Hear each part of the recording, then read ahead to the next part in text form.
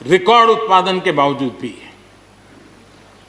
हमारे कृषि क्षेत्र में समस्याएं हैं।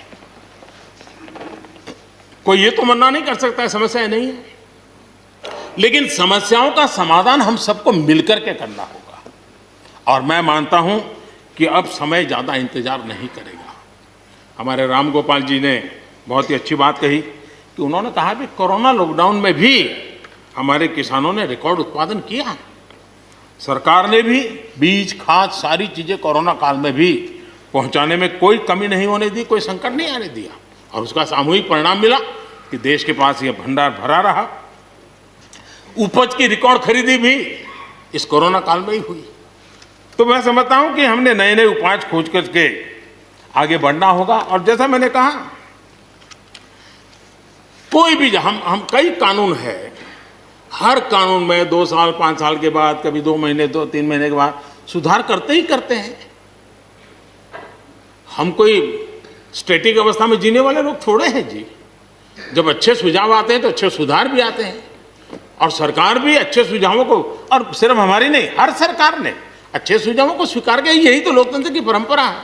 और इसलिए अच्छा करने के लिए अच्छे सुझावों के साथ, अच्छे सुधारों की तैयारी के साथ हम सबको आगे बढ़ना चाहिए। मैं आप सबको निमंत्रण देता हूं, आइए हम देश को आगे ले जाने के लिए, कृषि क्षेत्र की समस्याओं का समाधान करने के लिए आंदोलनकारियों को समझाते हुए हमने देश को आगे ले जाना होगा।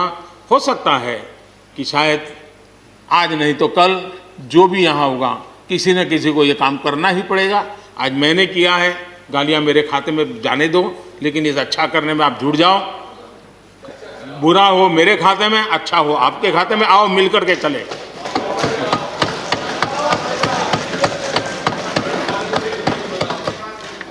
और मैं लगातार, हमारे कृषि मंत्री जी लगातार किसानों से बातचीत कर रहे हैं, लगातार मीटिंगें हो रही हैं, और अभी तक कोई तनाव पैदा नहीं हुआ है। एक दूसरे की बात को समझने का, समझाने का प्रयास चल रहा है। और हम लगातार आंदोलन से जुड़े लोगों से प्रार्थना करते हैं कि आप आंदोलन करना आपका हक है, लेकिन इस प्रकार से बुजुर्ग लोग वहाँ बैठे, ये ठीक नहीं है। आप उनको सबको ले जाइए, आप आंदोलन को खत्म कीजिए। आगे बढ़ने के लिए मिल बैठ करके चर्चा करेंगे, रास्ता खुले है। ये सब हमने कहा है। मैं आज भी इस सदन से माध्यम से भी निमंत्रण देता हूं। आदरणीय सभापति जी, ये बात निश्चित है, हमारी खेती को खुशहाल बनाने के लिए फैसले लेने का ये समय है। इस समय को हमने गंवा नहीं देना चाहिए। हमें आगे बढ़ना चाहिए, देश को पीछे नहीं ले जाना चाहिए। पक्ष हो, विपक्ष हो, आंदोलनरत साथी हो, इन सुधारों को हमने मौका देना चाहिए और एक बार देखना चाहिए कि इस परिवर्तन से हमें लाभ होता है कि नहीं होता है। कोई कमी हो तो उसको ठीक करेंगे, और कहीं ढिलाई है तो उसको कसेंगे। ऐसा तो है नहीं कि सब दरवाजे बंद कर दिए बस। और इसलिए मैं कहता हूं, मैं विश्वास दिलाता हूं कि मंडियां अधिक आधुनिक बने, अधिक प्रतिस्पर्धी होगी। इस बार बजट में भी उसके लिए हमने प्रावधान किया है।